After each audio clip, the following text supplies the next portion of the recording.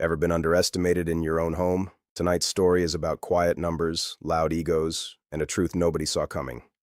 Hope you enjoy it, and if you like stories like this, subscribe. She dropped the letter between us like it was a check she'd just cashed. Right there on the counter, next to the mug I always used. White ceramic, faint chip on the handle. She still thought it was from some lame accounting seminar. It wasn't. That mug was from a finance leadership summit in Miami where I'd given a keynote on capital risk structuring. "I'm officially senior director now," Cass said, chin up, voice light like she was breaking good news. "This puts us in a completely different league." She didn't say my league, but I heard it loud anyway. Quick note, before listening, share which city or country you're watching from, and let's continue. Behind her, the morning light hit the condo windows just right, bouncing off the skyline. The same condo she told her friends we co-invested in, even though Halden Advisory Group, my LLC, had paid the full down payment 3 years before our wedding. Cass was already moving fast. Julie's husband just got named chief of something at Northwestern Memorial, and Cheryl's guy, he runs a hedge fund now. She took a sip of her almond milk latte and looked right at me. "And then there's you, still doing books for plumbers and nail salons." I didn't flinch, just said, "How much is the raise?" She smiled like it was game-changing, threw out a number in the mid-hundreds, with potential for quarterly bonuses. I nodded, said I was proud of her, even though one of my clients had wired more than that into Halden's account just last month. Then she pivoted, said image mattered. "A woman in my role shouldn't be celebrating anniversaries at strip mall restaurants," she said. "And Rowan, that navy blazer, it's not vintage, it's tired." She reached for the letter again and folded it with care, almost like she was wrapping a gift to herself. And then she dropped the line that really landed. "Mom thinks I'm carrying this marriage," she said, casual like we were talking about groceries. "She says I need a partner who can keep up with where I'm headed." I stared at her, thought about our last anniversary, how I wore the shirt from our first date, booked that same Italian place because I thought it meant something. She'd barely looked up from her wine, didn't know I'd charged the whole dinner to Halden's card because, like everything else, we already lived off that money. Cass kept talking. Optics. Ambition, trajectory. I stirred my coffee and watched her avoid eye contact like it might burn. This wasn't about promotions anymore. Not really. It felt like opening arguments. A speech she'd practiced, one she thought would set the stage. I didn't argue, didn't flinch. I just took a slow sip, reached across the counter, and slid that chipped mug back to my side of the line. My fingers were still on the keyboard when I heard her laugh, not the usual fake one she used at networking events. This one was sharper, lighter, almost free. Cass was still on the video call with her mother. They must have circled back to the divorce plan because Marlene said, "The sooner you separate your finances, the cleaner this will be." She followed it with, "And don't let him get wind of anything until Victor's ready. No surprises for him means no leverage." I sat there staring at my screen. My coffee had gone cold. Cass said, "I've already started. We've talked about incompatibility. He thinks it's just tension from work." Then she added, "Victor said if we do this right, I'll keep the condo and most of the investments. He said it'll be clean because Rowan never planned for success." I walked out of my office like I'd forgotten something, kept my steps quiet. I stood just at the edge of the hallway, where the walls hid me but the voices didn't. Marlene said, "It's not about being cruel. It's about protecting your future." She said the word cruel like it tasted bad. "And don't forget the narrative. You've outgrown him. Simple as that." Cass said, "He's a nice guy. I just can't build my next chapter around someone still in chapter 1. That's when I moved. I went straight to the laundry basket by the stairs, grabbed a few folded towels for show, and headed to the closet. Behind the gym bag was the same plastic folder. I pulled it again, same careful hands. This time I noticed a sticky note stuck to the inside flap. "Talk to Victor about condo value adjustment." She still didn't get it. The folder had the same lists. Hers, condo, investments, car, main account. His, sedan, laptop, small checking. That was all. Just those 6 lines. No mention of Halden, no trace of the LLC, nothing that showed the actual structure under the surface. She was so sure I was just an under-earner with a QuickBooks login and a few local clients. I took new photos, every page, exact angle, same lighting, same order. Then I slid the folder back, tucked it behind the bag, smoothed out the towel stack, and closed the closet door like nothing ever happened. I walked straight to my office, shut the door, and locked it this time. Opened a blank spreadsheet, titled it Asset Breakdown, Real. First sell, condo, Halden LLC, full ownership, acquired 2 years pre-marriage. And then I started typing. Calvin didn't talk much while we ate. That was fine by me. He asked basic questions, where Cass worked, how long we'd been married, if I had any reason to think she was hiding income. I gave him the straight version. No drama. Just facts. She's got image debt, I said. Likes to look like a rising star, even if the numbers don't back it up. He nodded once, jotted something down, then leaned in a little. You want me looking for cheating? No, I said. I want to know what's real. Title, salary, any personal credit lines. If she's presenting herself one way but living another, I need it documented. He told me it'd take about 2 weeks. Maybe faster, depending on what turned up in the early search. Then he slid a contract across the booth with a yellow sticky note marked Confidential Client. I signed and paid in cash. That afternoon, back home, I moved quieter than usual. Cass was still at work. I took out every folder with Halden's name on it, laid them across the dining table, and opened up a fresh drive on my laptop just for scanned copies.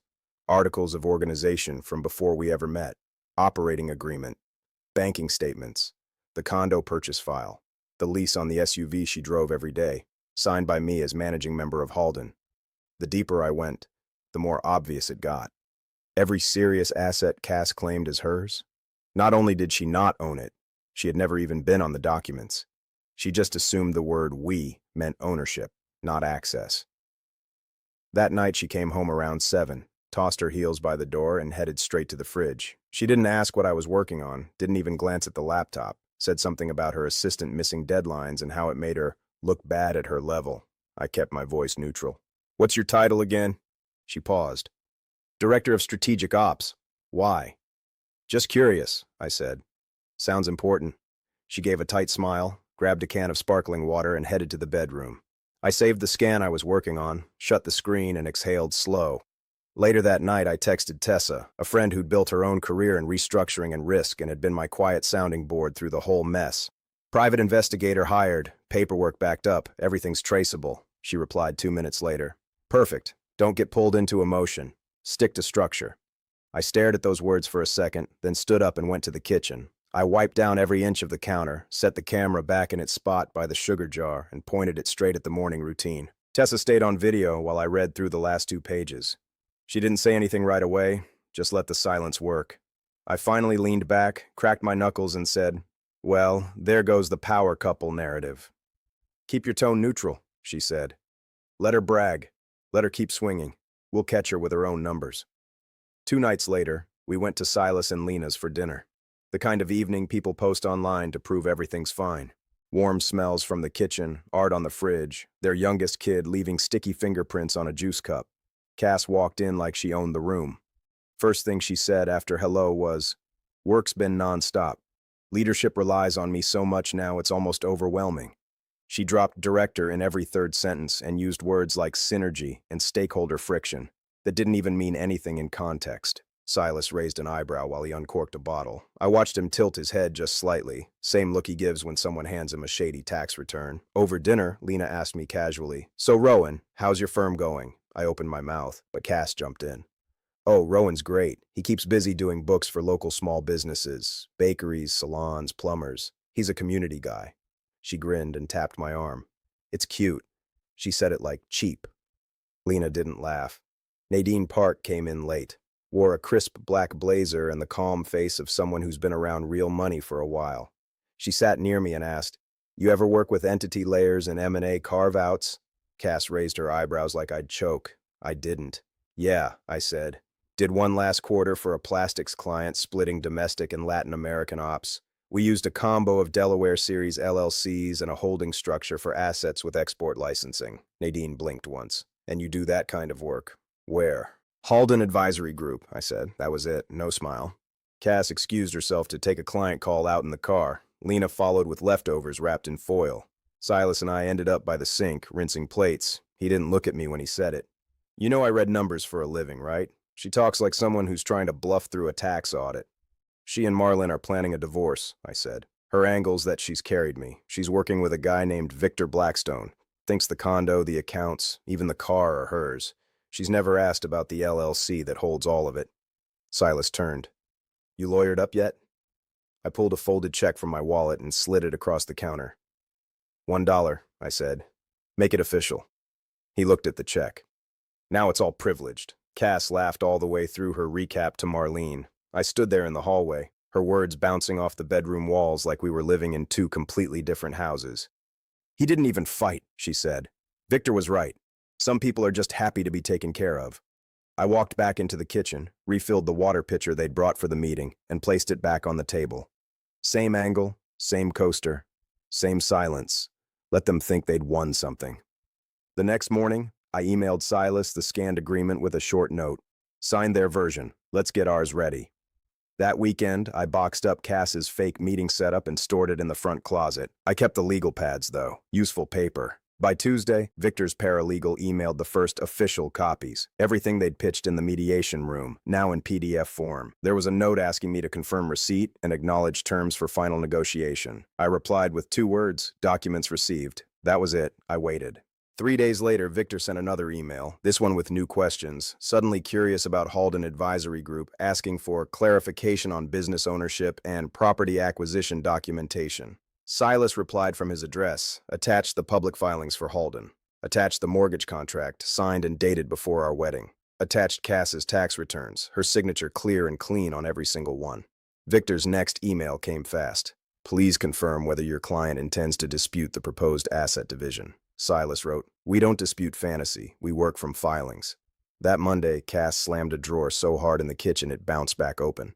You could have told me, she snapped. You made it look like I was doing you a favor. You were, I said, just not the kind you thought. She stood there breathing hard, like the words wouldn't line up the way she wanted. You were supposed to be the one who needed help. That was the whole point. I didn't even blink. Then maybe next time ask what the point actually costs. She stormed out, left her laptop open on the counter, still had the pie chart on the screen showing her as the sole contributor. I closed the lid gently, wiped the screen with the dish towel, and set it next to her bag. When I turned around, I caught my own reflection in the oven door. Same shirt I'd worn in the mediation. Same calm face. I hadn't raised my voice once. And that, more than anything, is what was breaking her script. Cass didn't move at first. She just stood there in the kitchen, still damp, towel tucked under one arm, her other hand gripping the edge of the counter like it might anchor her to something. The phone sat screen up now, Victor's last words still hanging in the air. You have 30 days. I said again, slower this time, sliding the termination notice a little closer across the marble. The company is the owner. The lease is informal.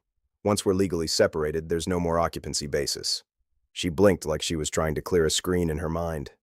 This is insane. You blindsided me. You tricked me into signing things. You signed your own tax returns, I said. I tapped the folder. Every spring. I printed out 5 years just to make this easier. Line 18. Halden, Schedule E, same entry, year after year. Cass looked down, saw her own signature next to the company name, and finally stopped talking. Her phone buzzed again. Marlene. She hit answer without thinking and set it on speaker. Marlene came in hot. What is this I'm hearing about eviction? What kind of stunt is he pulling? Not a stunt, I said clearly. The condo's owned by Halden Advisory Group. That's on record with Cook County, Illinois Secretary of State and the IRS. It's not a shared marital asset. It was purchased 2 years before we married. Cass has never had ownership. You can't just kick her out of her own home, Marlene snapped. I'm not. I'm ending an occupancy agreement tied to a marriage that's ending. She can move her things, but she has no legal hold here. Your daughter built a case around assumptions. I built a structure around filings. Cass grabbed the counter again. You seriously think you can just erase everything we built together? I didn't even flinch. You mean the dinners I paid for with the Halden card? The SUV in the company's name? The condo with my pre-marriage down payment? Tell me what you built here, Cass, and I'll listen. There was silence. Just the low hum of the fridge and her breathing, fast and shallow. Then Marlene's voice, softer this time. Where is my daughter supposed to go? I looked at Cass. She still wouldn't meet my eyes. You've got options, I said. She can stay with you. Get a short-term rental? Figure something out. I picked up her plate from the counter and placed it in front of her, still warm. You've got about a month to decide. I walked out, left her standing there in the robe, tax returns spread out like a pop quiz she'd never studied for. Cass didn't speak to me directly after that morning, just slammed drawers harder and let doors echo a little longer when she left. But behind the scenes, she was scrambling. Silas forwarded me the first whisper. Victor was out, officially stepping back, unofficially booted after losing control of the narrative. She went hunting for someone with more weight. Paige Corwin, top-tier family law out of River North, handles wealthy divorces like mergers. According to Tessa, Paige skimmed the file, saw the LLC dates, the tax returns, the PI report Calvin had prepared, and closed the folder halfway through. "You don't have a legal case," she told Cass. "You have a pride problem." Cass left in a hurry, humiliated. Paige wouldn't take her on. Marlon pulled favors at the country club, dug up 2 more names. Same outcome. The moment they saw Halden's filings, the property titles, and Cass's own signature on 5 years of taxes, they backed off. A few quoted 6-figure retainers they knew she couldn't cover. Most just said no. Meanwhile, Calvin kept digging. He found 3 store cards opened in Cass's name within the last 18 months. A personal loan co-signed by no one. Bills from a so-called image consultant who charged $500 an hour to fix posture and curate wardrobe colors. Her LinkedIn still said director, but her HR file, which Calvin got from someone off the record, said final phase of performance management. That's corporate for "we're counting days." When they let her go, it was labeled a mutual transition. In reality, 2 people walked her out while she packed a single box. No LinkedIn update followed. Nadine called a few days later. "Your ex just left one of my portfolio companies," she said. "They were done covering for her." I told her, "That tracks," and noted it down. A week later, Silas forwarded me an email from Victor. Subject, confidential proposal. I read it twice. Then, out of pure curiosity, I agreed to meet him. We sat across from each other at a quiet coffee shop off Damen. No suit this time, just a wrinkled blazer and tired eyes. He got right to it. "I've stepped away from Cassandra's case for ethical reasons, but I believe I could be helpful representing you moving forward. You're clearly the serious asset here. We could reposition the story." I looked at him for a long second. "I think you missed your chance," I said. "You didn't vet your client. You didn't check deed records. You didn't even Google the LLC. And now you want to switch sides because the numbers are real on my end?" He tried to recover. Said he respected the structure I'd built. I told him flat I wasn't interested. He left with his coffee untouched. Cass started telling people I'd tricked her out of everything. But once folks realized where she was working now and how carefully they had to tiptoe around money talk, the tone shifted. People didn't need to know the whole story. They just knew hers didn't hold. The day she took that last box, Cass didn't say goodbye. Just grabbed the wedding photo off the entry table, slipped it into a tote, and left the frame behind like it was dead weight. I stood in the same spot for a full minute after the door closed. The condo looked huge and hollow, like the sound had changed somehow. I didn't wait. By that evening, I had a painting crew booked. I told them I wanted the walls to look like a place people actually lived, not staged photos for a real estate app. Warm clay in the living room, navy in the bedroom, matte black hardware in the kitchen. They came in early Saturday and finished by dinner. Next, I emptied what Cass used to call her space. The white lacquered desk, the inspiration boards with magazine clippings, the CEO energy candles, all gone. I replaced them with rubber flooring, a rack of kettlebells, a yoga mat that didn't curl, and a long whiteboard for tracking projects. I stretched in there the next morning with the windows open. I hadn't heard my own breath like that in years. Work never stopped, but now I let it breathe. Updated my LinkedIn to reflect the real Halden. No more vague phrases like freelance accounting support. I called a few people I'd paused on back when Cass used to complain I was trying too hard. Nadine introduced me at a corporate mixer a few weeks later. "This is Rowan," she said. "He's the one companies call when they're on fire but still want to look good to investors." That intro led to 3 new clients in under 60 days. Once the contracts hit, I knew I couldn't run it all solo. That's when I hired Mira Dalton, just out of grad school, sharp eyes, fast hands, no fluff. She walked in, looked at the paper stacks on my dining table and said, "This is unacceptable. We're getting you an office." She wasn't wrong. I found one. Then came Declan Poe, quiet, glasses, and a deep obsession with international tax treaties. First time he reviewed Halden's setup, he murmured, "This is disturbingly elegant," like he'd found a rare coin in the sidewalk. Within a few months, we were in a glass-paneled suite on a high floor downtown. Clean desks, strong coffee, a break room with no snacks that crinkled too loud. I didn't need my name on the door. Seeing Halden etched in the glass was more than enough. Social stuff got quieter, better. Lena and Owen had me over more. No pressure dinners, just good people and wine that didn't need a brand drop.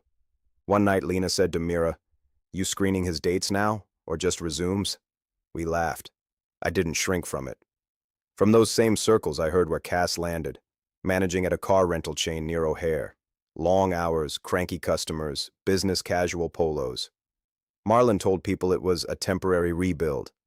People in the know stopped asking. I didn't gloat, didn't chase updates. When the gossip came, I filed it next to payroll records and fresh contracts. Then I got back to work. Nadine called on a Wednesday afternoon. She skipped the small talk. "There's a board I sit on," she said. "Consumer goods, strong brand, messy back end. I think they need you." Then she named the company, and I nearly laughed. Cass used to drop that name like it came with stock options. Every dinner party, every toast. "At my level, we do things differently," she'd say. That company was her badge of honor. I said, "I've got history there through my ex." Nadine didn't flinch. "She's gone. They're adults. If there's a problem, legal will flag it." Tessa ran a full check anyway. No conflict, no confidentiality issues. Nothing Cass had ever said about her work came close to proprietary. We signed the engagement. Walking into that building felt surreal. I'd only ever seen it through Cass's stories. Filtered, inflated, always told from a podium she'd built herself. Now I was the one holding a badge. In the kickoff meeting, they walked me around, introduced me to department heads. The VP of operations squinted a little when he heard my name. Later, in a side meeting, he pulled me aside. "You're related to Cassandra Lowell, right?" "We used to be married." He nodded slow. "That makes sense."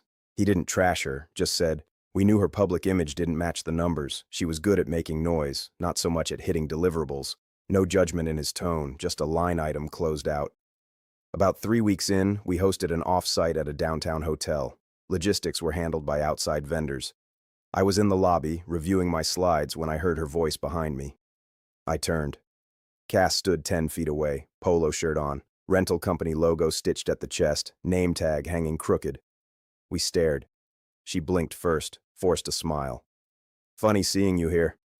I didn't expect to run into you at one of these." "In your professional world?" I said. She hesitated. "Something like that." I went back to my tablet. Later, one of the client managers leaned over during dinner. "Was that your ex-wife?" "Yeah," I said. "We were financially incompatible." He laughed, then nodded like the math added up.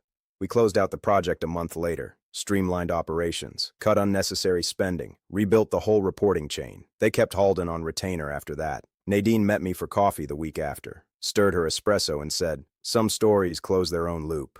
I didn't laugh. I just nodded and added the contract to the ledger. I'm telling this now from the far side of it. I'm 55. Halden's got 12 people on payroll, 3 office suites downtown, and a receptionist named June, who makes better coffee than any place within 6 blocks. We've got a company Spotify playlist, an end-of-quarter trivia night, and clients who pay on time because they know we don't babysit. Halden is clean, tight, structured, the way I like things. Cass is just a name on an old folder now. One I don't open, but I don't burn it either. Some stories aren't worth rereading, but they still belong in the archive. I didn't witness half the fallout in real time. I heard it later. Silas told me Victor couldn't get hired anywhere near family law for a while. No one trusted his due diligence after the LLC stunt. Tessa told me about the firms that laughed Cass out of the room when she tried for second opinions. "You signed away leverage," one said. "You gifted it," another.